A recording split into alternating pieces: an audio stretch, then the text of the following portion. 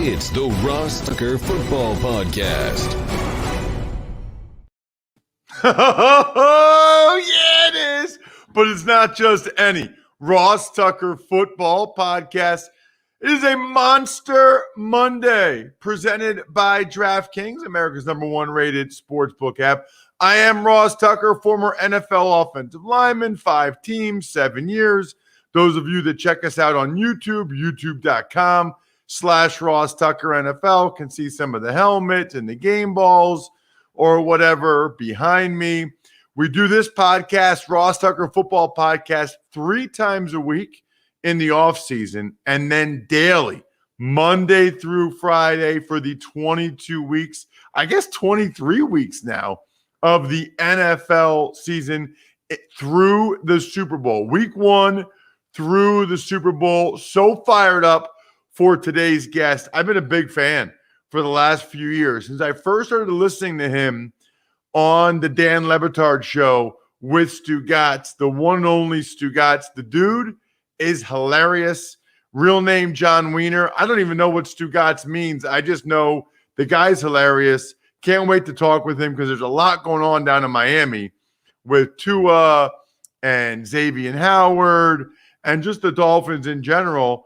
Plus, I always like talking with other guys in the media that have big podcasts like Stugotz. We'll have a new Spread the Word winner via social media this week.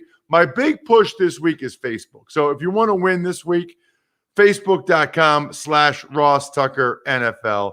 I really want to get that to 10,000. However, you can also always engage at Ross Tucker NFL on Twitter or Instagram or at RossTuckerPod. Love those of you that take advantage of sponsors. I will be telling you about Raycon in a little bit. The best earbuds ever. Riding a bike, working out, pop them in, listen whatever you want to listen to, podcasts, music, whatever. And then we'll have the YouTube cameo style shout out later in the week as well. I actually did 2 cameos in front of my mother-in-law and father-in-law on Father's Day because they came in. Or it was the day before. It was Saturday. Had a couple cameos come in. People wanted them for Father's Day. Boom. Banged them both out. It was awesome. What a cool app the Cameo app is. You can always hit me up there as well. Anyway, much to discuss on a lot of different topics. We'll get into some Houston Texans stuff, some Cole Beasley and Buffalo Bills stuff for sure. But first, it's Big Show time. The Big Show. All right, so I told you guys on Friday that I would have a surprise guest, and I do. It's a guy that I have been a big fan of for a long time. Absolutely hilarious. Fan of the show. And there's enough going on where he resides in South Florida with Xavier Howard and Tua that I needed to get his local expertise. He is John Wiener, a.k.a. Stugotz, from the Dan LeBatard show with Stugotz and a member of the DraftKings family. Stugotz, welcome, my friend. Thank you, man. I appreciate it. Looking forward to it. I don't know what expertise I can offer. Expertise is not a strong suit for me, Ross, but I'll give you the best I have, okay, on the Dolphins, on Howard, on Tua, on everything going on there. But I appreciate it, man. I enjoy speaking with you, and so I'm happy to do this. All right, so here's what's weird. I didn't realize you and Dan had a show, by the way, since 2004. It's kind of interesting, isn't it, that like you guys were killing it in Miami, you're doing it locally, crushing it, but unless you're down there, like I do a lot of WIP Philly stuff, right? In Philadelphia, like Angelo Cataldi is an absolute legend. Yes. If he's like if people in Philadelphia love that guy. In Pittsburgh, they never even heard of him. You know what I mean? Right. Like, and I guess you and Dan were dominating Miami. I didn't know a lot about you. Then you go national, and I'm in my car, and I'm going on Channel 80 on Sirius XM, ESPN Radio, and I'm like, this guy's hilarious. Like, this guy gets it. I like this kind of content. Tell me when you made the switch from being just Miami to national and what that was like for you in terms of people knowing who you were and stuff. It's interesting. So we started the show, as you pointed out, back in 2004. So we're like 17, 18 years into this thing. And, these radio marriages don't last that long. You're not supposed to live in a very small closet studio with someone for 18 years. I spent more time with LeBatard than my wife over the last 18 years. And so it's been a marvelous ride. It really a magical ride, really. Because Russ, we started out in Miami, as you pointed out. Now it's Miami, Fort Lauderdale, so we're on. It's a major market, right? It's a top 15 media market, at least it was at the time when we started. And Dan and I set out, and really to Dan's credit, I'll tell you a quick funny story. When we started the show, Dan had no radio experience whatsoever, none. I'm the only one of the two of us that had any sort of radio experience. So I drove the show, and Dan and I didn't really know each other. So I'm sitting there like I'm guessing as to what it is that Dan's interested in. Like I'm just trying to do a normal sports radio show. And as we all know, now think about that back in 2004, and now think about what you know about LeBatard, okay? And me just lobbing like, hey, top 5 quarterbacks of all time at LeBatard, and he's looking at me like, who the hell am I doing this show with? And so we started back in 2004, and like we've tried to play back the first few episodes of our show, but Dan can't get through 5 minutes of it was so bad, right? But luckily we had, and I think every show kind of needs this, we had the time to figure it out and find our footing. And we were able to. And I remember a conversation we had with Boog Shambi, maybe a year or so into the show. And Boog he's now the voice of the Cubs, but used to do Sunday Night Baseball on ESPN and one of the great baseball broadcasters that we have. He's a good friend to both me and Dan, and he knows talk radio as well as anyone. He's done his own show. And he said, listen, if it's going to be the Dan LeBatard show with Stugotz, the guy that needs to start every single segment and drive the show is Dan. Therefore, Stugotz is not guessing as to what it is Dan wants to talk about or where Dan wants to take the show. Dan can just take it wherever he wants to go, and Stugotz will just react to what it is Dan is saying. So we got started in 2004, and we just Dan set out to try to do it differently because, and I say this respectfully, I would have done the same show, but all of these shows, if you listen across platforms, for the most part, they're talking about the same stuff. They sound the same. They are the same. And Dan said, listen, I just want to set out and be different. And so we tried to take a different approach where we're making fun of ourselves. We're making fun of sports. We're talking about the serious stuff when we have to because no one's better at that in this industry than LeBatard is, at least in my opinion. And so we just set out to do something different. It stood out. The Miami audience, which Miami is not a serious sports town. So this show actually fit well within this market. And about 3 years in, and I was the general manager of the radio station. 3 years in, now back then we would get rating books. Arbitron would send out a book, right? And so I got a book, and Dan and I usually rated somewhere 15, 16. I got the Arbitron book about 3 years in. I didn't see us at 15 or 16. And now you would think, hey, confidence, the guy. It's like, okay, hey, we did really good. Let's go to the top 10. I did not do that. I went the other way. I'm like, did we finish last? Did we even rate? And I didn't see our name. So then I said, okay, maybe we did better than 15 this time. I went down. We weren't 14. We weren't 13. We weren't 10, 9, 8, 7, 6, 5, 4, 3, 2. We were number one in the market at 25.54. And there were massive numbers. And those numbers continued, and they grew, and they grew, and they grew. And ESPN took notice of it. And Dan had some relationships within ESPN to begin with, but they took notice of those numbers, the national guests that we were getting on our show. And ESPN called me and Dan and wanted to see if we were interested in taking our show nationally. And so just to kind of bring that full circle, yeah, you're doing the show locally down here in your little corner in Miami. And yeah, we were big deals down here in Miami, but then you start doing it on ESPN and your show's on TV. And all of a sudden, your parents are suddenly into the show. You have cousins that you never knew you had before. You have friends you never knew you had before. You're walking through airports in the middle of the country and people are screaming out, Stugotz! And so, yeah, it was life-changing in a good way, in a great way, in the most positive way imaginable. But certainly a lot different than doing local radio, man. They put you on ESPN, man. It will change your life, and it did for us. Dan and I enjoyed our time there. It took a show that was great, and it made it bigger, and we're grateful for that. So you said something I thought was interesting, and one of the things I wanted to ask you about Miami. So, I'm from Philly, right? Yeah. And you're from New York area. Where is Port Washington, by the way? Is that upstate or is that Long Island? Yeah, Port's Long Island. It's Nassau County. It's pretty close to the Nassau Coliseum where the Islanders are playing. Okay, all right. 3 or 4 exits. So it's about 35 minutes outside of Manhattan. Okay, so that's why you're a lacrosse guy, and that's why you're a Jets fan. It makes sense. Like, that's what you do if you're from Long Island. So, but you've been in Miami for a long time now. So you probably know, but like up in the Northeast, right? And I played for New England. I played, in New York, lived there with my wife. You just think of Miami fans as like, come on, dude. You know what I mean? Like, they'd rather be on their boat. They'd rather be at the beach. Windsurfing. They're not really diehard fans. Okay, if the Heat get LeBron, they're into it. If the Dolphins get somebody, I think there's more Dolphins fans nationally than there are even in Miami. So tell me about Miami sports fans compared to the Northeast or just in general. It's different. I mean, it really is. Listen, having grown up in the Northeast, right? And Ross, tell me if you agree with this first off. Don't you think most sports fan bases are like that? Like in Philadelphia, if the Sixers aren't good, that place isn't packed, is it? Am I wrong? I mean, well, it's not packed, but the ratings are even better on local sports talk radio because people are pissed. People are angry, right?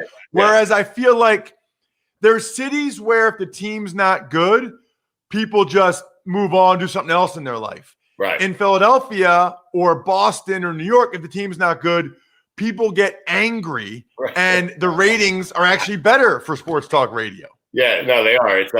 It's don't be 60. It's be 60-0 or 0-16. Just don't be 8-8. All right, there's nothing to yell about 8-8 or 9-7 or 7-9. It's different. Listen, having spent enough time in the Northeast. Like in November at 5:00, it's dark out, it's snowing. What the hell are you gonna do? But down here in November, it's 72 degrees and a cloud in the sky. And I live on a golf course, and it's like, okay, maybe there's a good football game on, but can I squeeze 9 holes in during the football game and come home and watch the fourth quarter? Do I really want to spend my day at Dolphin Stadium when I could sit here at my house, air conditioned, go play a little golf, come back in, grab a beer, go back out, come back in, the whole thing? And so there's just options. It's to me. And so is it the best sports town in the world? No. Do I understand why? Yes. You have many, many different people, moving down here from all different states. So you have a ton of different fan bases that are down here. They are a loyal and passionate Dolphin fan base. I can tell you that. Good or bad, the Dolphins fill that stadium up. And that's usually what drives most of the sports conversation down here. Although the Heat in recent years have kind of taken over. But you do have a city here that, we've won 2 World Series. The Dolphins have some legacy. The Hurricanes are maybe the most storied college football program in the history of the sport. You have the Miami Heat with the Big Three winning 2 championships, and then another one with Wade and Shaq and Riley down here. And so I guess what I'm trying to say, no, it's not the best sports fan base, but it's hard to compare anything to the Northeast when it comes to sports fandom, right? Like they just take their stuff very, very, very seriously. In large part, most of their teams go way, way back. You're talking Red Sox, Yankees. Those teams are playing back in like 1908, And so the Marlins don't have that kind of history. The Dolphins kind of do. The Heat certainly don't. The Panthers don't. And then you just factor in the fact that, it's 75 and sunny all the time down here. And just maybe, we don't want to go to a game and sit inside and watch a hockey game when it's 74 and not a cloud in the sky outside. And so it's not the best town, but I've learned to love this town because it is what it is. We have options down here, and everyone else is just jealous that we have more options than they do, okay? Because in Philadelphia, it was 75 and sunny on a Sunday. I guarantee you, there might not be as many people watching the Eagles game, I think there's some truth to that. I'll say this too, man. I don't know if you and Dan have ever talked about this. I've made this statement before. I'll make it again. I certainly in the NFL, and I think maybe in all of sports. Yeah. I don't think there's a single player who created more fans of a team than Dan Marino. Yeah. Like, dude, I'm telling you, even now, Stugotz, you go to an NFL game, it's rare if there's not somebody with a Marino jersey on. I live now like closer to central Pennsylvania. I'm telling you, if I drive to a gas station right now, there's a 50% chance that there's like a 54-year-old guy wearing a Marino jersey with jean shorts on. I'm just like this guy. You ask anybody who's a Dolphins fan. We can get a bet on DraftKings about that, Ross. Seriously. Yeah, no, I'm telling you right now, you ask any guy who's a Dolphins fan, they'll be like, because of Marino. Because of Marino. Yeah. It's almost like, can you think of, there's a lot of Patriots fans because of Brady, probably, I guess. But, I really think there's no other guy I can think of that created that. I think he made the Dolphins a national team, and people are still fans of them because of Marino in the 80s. It's crazy. All right, let's start this out for a second because the Dolphins had the 72 undefeated team. So I feel like they were maybe kind of national even before they got Marino. I could be wrong. Maybe That's fair. It could be a lot different back in the 70s than where it is right now. Don Shula perhaps made them national maybe a little bit. But your larger point, I think you're correct. You still see him at the games today. Dan Marino hasn't played quarterback for the Dolphins in 25 years. And listen, I'll take it one step further. If you go to Dolphins Stadium, if you go to Hard Rock Stadium for a game, I think I'd be pretty confident in betting that the most amount of jerseys you would see is the number 13 jersey of Dan Marino. And so that's interesting. But just to kind of move it forward, that conversation forward, I think you're right. I think Marino brought so many fans to the Miami Dolphins, although they did have a pretty solid fan base before. I'm not certain how many fans Brady brought to the Patriots, but I will tell you that a guy down here that is kind of, at least in my mind and in Dan's mind, surpassed Marino. Because keep in mind, the Dolphins had been down here, and some of the things we just discussed. Shula, the 72 undefeated season, they had won a Super Bowl, okay? And so there was a fan base down here, right? But the guy down here that really brought fans to a team, perhaps more so than Marino, because there was a newness to this team and to this sport down here in Miami. I think it might be Dwayne Wade. Dwayne Wade, I think, turned this really into a basketball town where, Ross, I guess what I'm saying is, I think the fans down here are more passionate about the Miami Heat now than they are about the Miami Dolphins. I know that sounds crazy. Wow. Because Wade won a championship with Shaq, because of Riley, and then you factor in, they got LeBron had anywhere in the country to choose. He chose here, right? He chose this lame sports city, okay? And he put us on the map from a basketball standpoint. You have LeBron, Wade, and Bosh. They've won 3 titles. They've been to the NBA Finals 5 times under Spoelstra and Riley. And so, basketball has become really the number one sport down here probably over the last decade. So I go Wade because I think Marino had an easier task. There was already a fan base. Wade had no fan base when he got I think if you're talking in the city of Miami or South Florida, you might be right. But nobody in Reading, Pennsylvania is a Miami Heat fan where I'm from. Right. But there are some Dolphins fans, and I can name them, like Matt Lytle, this guy, and they're Dolphins fans because of Marino. Yes. I think nationally maybe Marino did it more. Speaking, by the way, about, because you mentioned confidence, where are you in particular, and then where are Dolphins fans when it comes to Tua? Excited, nervous, scared? Where are you guys right now? I think the worst thing that happened to Tua was the guy drafted behind him, Justin Herbert, had 31 touchdowns, 10 interceptions. And he looks like Dan and I were having the conversation, Ross. Do you agree that if the Chargers called the Dolphins and said, hey, we're going to give you Justin Herbert, you're going to give us Tua, and you're going to give us 3 first-round picks, would you make that trade? Because I think I would. That's how good Herbert was, right? Yeah, so Tua has a couple of things going against him. One was Herbert was just way, way better. And then also it just didn't help him that Fitz was on the team and that Flores went to Fitz and Fitz came through a couple of times. It's just a bad look. Right. Here's the problem with Tua. When you take a guy that high and he's that hype, he appeared in the times that he played to be a game manager, not a guy who can really get the ball downfield, not a guy who can win you a game on the road if everything's falling apart around you and all that good stuff that you want from your quarterback. And then he had the admission that he barely knew the playbook. I actually thought that was a positive. He was being honest. That's not an easy thing for a kid to say in his position. So I like the honesty there. And the fact that we were in a pandemic last year, I think a lot of us conveniently forget that, where there was no mini camp, there was no training camp. He didn't have time to work with his wide receivers.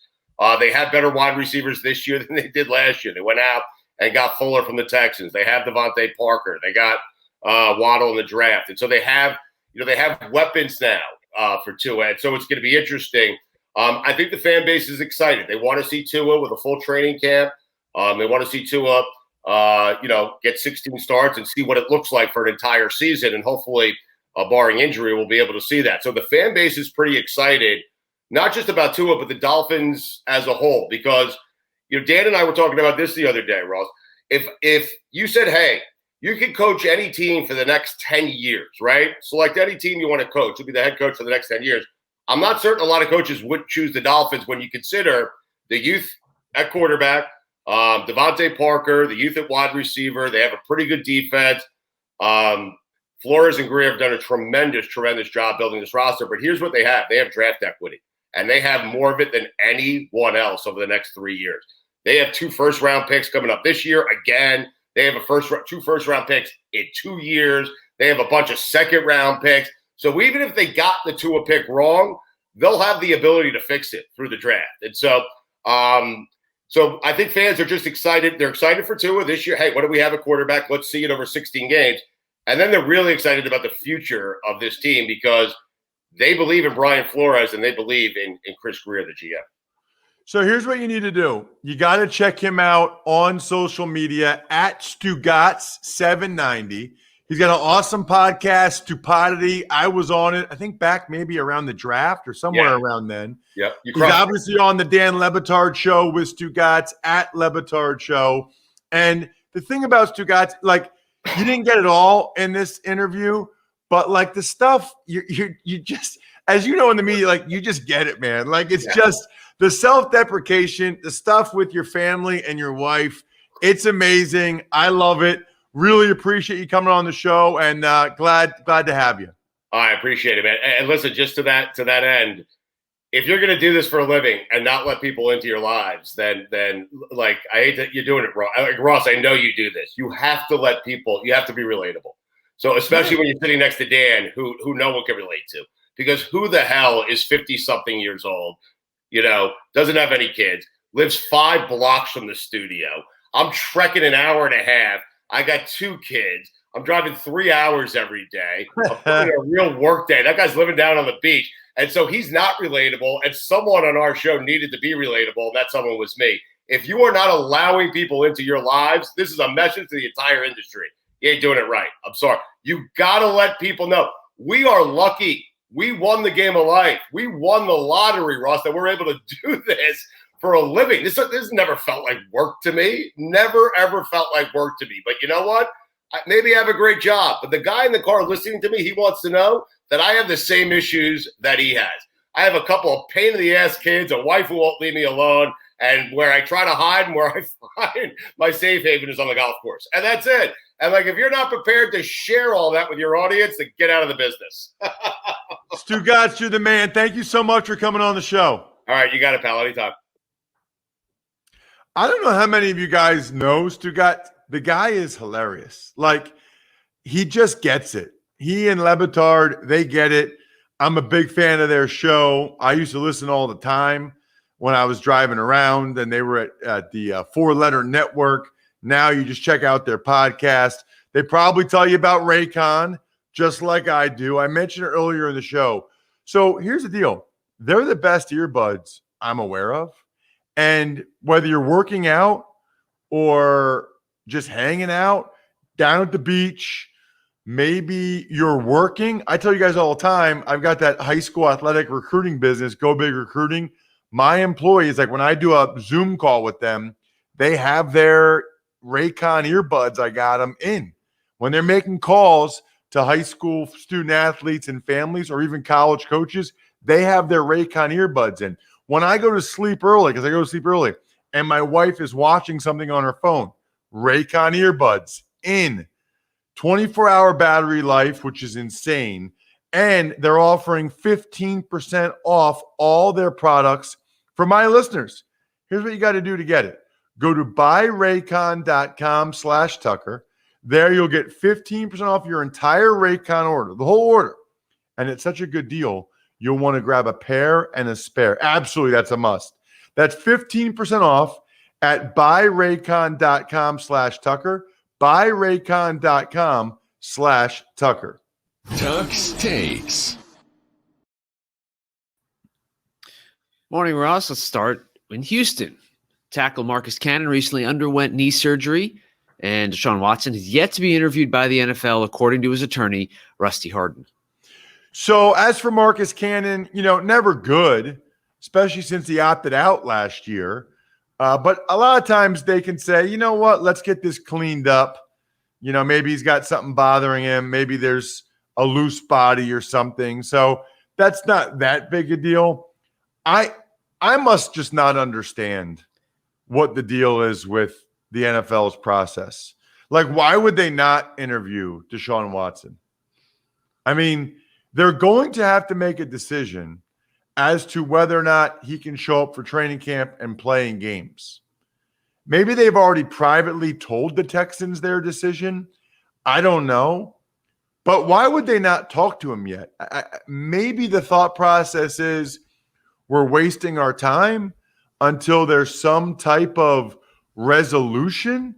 Maybe they settle, then we can interview people. I don't know. I'm sure it's above my head, and I just don't understand protocols or investigating. But they have like 6 weeks, 5 weeks really to make a decision. You'd think that they would have wanted to do that already. Tuck's Takes. Let's talk about the Buffalo Bills. First item of note, wide receiver Cole Beasley insisting that he's going to live life the way he wants to and not follow the NFL and NFLPA protocols. Right. So he's been pretty outspoken about not wanting to get vaccinated. So anyway, I don't even want to get into that part of it because I know certain people have very strong feelings about it. I would just say some of the stuff with the Delta variant and what I've been reading, the guy I follow on Twitter about it that I think is pretty good, Scott Gottlieb, he's the former FDA commissioner. Now they're saying that there's a good study from the UK that says some of the people have lost some of their gray matter in their brain, and that might be why they lose their sense of smell. I have friends that haven't gotten their sense of smell back, and it's been months. So that might be the logic or reasoning around it. So anyway, and I know all I ever say on the vaccine thing is 96% of doctors have been vaccinated. That's good enough for me. As for Beasley, this is an issue for the Buffalo Bills, Bri, because he's not vaccinated. And so you're supposed to have to wear a mask every day. You're not allowed to be out in public. It's the same protocols as a year ago if you're not vaccinated. Yet Beasley is saying, I'm going to live my life the way I want to live it, even if that means he's playing for free this year because he gets fined or if he has to retire early. So this is now kind of an issue for the Buffalo Bills. They got to figure out some type of solution here where they can get Beasley either on board with the program or make him happy because he was very productive for them last year. They need him available. Tuck's Takes. The Bills appear poised to build a new stadium in Orchard Park and will only allow vaccinated fans at games this season. I read that over the weekend, Bri, and then right before we started this morning, I just saw a note that they won't require them to be vaccinated, fans to be vaccinated. So I don't know. Competing reports, I guess. I'm sure we'll get some clarity as to whether or not you're going to need to be vaccinated to attend Bills games. I know from doing the playoff games there last year, very strict policies in Western New York. I couldn't even get a COVID test in the state of Pennsylvania, Bri. I had to go to New York to get my COVID test to be able to call the game against the Ravens for Westwood One Radio. So very strict in New York State I think in general, maybe Western New York in particular, but it doesn't appear as if you'll have to be vaccinated. And then as for the Bills, yeah, it seems like they're going to build an open air stadium. Should be done in Orchard Park in like 2025. That's what I was reading, I guess. Tuck's Takes. Some other notes on a Monday include the Washington football team getting their trademark application denied, and both the Bears and the mayor of Chicago issuing statements regarding a new stadium in the suburbs for them. So, not good for the Washington football team, or at least for fans of that name, Washington football team, because they're not going to keep that name if they can't get the trademark protection, because that's how you make all the money. If you don't have the trademark protection, then anybody can be making all those jerseys and all those hats and everything, and you don't have any intellectual property rights there. So they'll change it to something else, the Washington whatevers, if they can't get the trademark for the Washington football team. You know, I thought the Bears issued a somewhat transparent, hey, we're trying to buy this land in Arlington Heights because we want to maybe do a stadium there. And that's what teams do a lot to try to get leverage to get a new stadium or whatever. Okay. I understand that part of it. The mayor of Chicago coming out and saying exactly what I just said, it's transparent. They're just trying to get a new stadium. Okay. But then to say, how about focus on putting a winning product on the field? How about focus on actually beating the Packers? I got to tell you, I thought the mayor went a little too far there. And people from Chicago might know more than I do about it. But, I mean, it's still a private company. And they can take the Chicago Bears where they want to take them, the McCaskey family. And something like that, you don't want to be in a position where you're poking the bear or the Bears, as the case may be. And it just seemed to me like the mayor really poking the Bears. And so if they get a more lucrative deal in Arlington Heights, and Arlington Heights is showing them the love, whereas the mayor of Chicago is poking the Bears, I don't know why you needed to throw that in there about the Packers and a winning product. That did not make a whole lot of sense to me if you're the mayor of Chicago. But again, there might be a lot more to it that I don't understand. I'm just telling you my 30,000-foot level. Shout outs. Love our patrons. Patreon.com/RTmedia. I interact there every day with you guys. Love all the different forums we have on our private Slack channel. Love when we get new patrons. Pizza Boy Brewing, Sporticulture, Vision Comics with an X, HumanHeadNYC.com. By the way, Humanhead vinyl records. My in-laws evidently have a bunch of vinyl records from back in the day, so I might be having some to buy or sell with you, my friend. Other than that, we will do the NFC South. Every draft pick from the NFC South on today's College Draft Podcast, which should be awesome. We've been getting great feedback on those. People love to go through and see everybody their team drafted and the other teams in the division. Other than that, I think we're done here. Thanks for listening to the Ross Tucker Football Podcast. Make sure to also subscribe to the Fantasy Feast, Even Money, Business of Sports, and College Draft. All available at Apple Podcasts, RossTucker.com, or wherever podcasts can be found. A lot of times on the show, I mentioned DraftKings. Here's what you need to know. You got to be 21 or older, New Jersey, Indiana, or Pennsylvania only. New customers only. Restrictions apply. See DraftKings.com/sportsbook for details. Gambling problem, call 1-800-GAMBLER, or in Indiana, 1-800-9-WITH-IT. By the way, if what I was talking about included a deposit bonus, doesn't always, sometimes it does. Deposit bonus requires 25 times playthrough, and deposit bonuses are paid out in site